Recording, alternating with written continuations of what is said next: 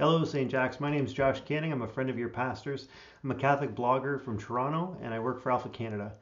Graham asked me to talk about St. Joseph, a man who my family has a great devotion to, and a man worth considering at this time of year. St. Joseph was obviously important in that God entrusted the mother of his son to his care. And yet, we know very little about him from the Gospels. We know that he was a just man. We know that he seemed to act out of concern for others. We know that when he didn't understand what was happening with Mary's pregnancy, that he desired to send her away quietly rather than put her to shame. We know that he was willing to change his plans at a moment's notice with a word from the Lord. And I think there's a lot that we can learn from him in that regard.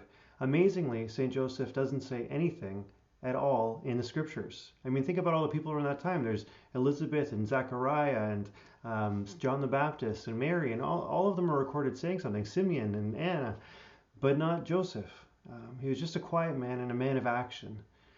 One of the ways in which Joseph challenges me, and something that I reflect on, is the way in which he would be faithful and composed in very confusing circumstances. With Mary's pregnancy, with having to go and travel at the late stage of her pregnancy for the census, in having to flee to Egypt when Herod wanted to kill his son. Joseph just seems to do what he has to do.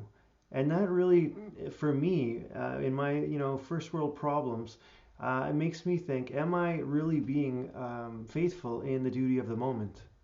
One of my favorite things about Montreal is the Oratory of St. Joseph, which is actually the biggest church in his honor in the entire world. It's an amazing experience to go there.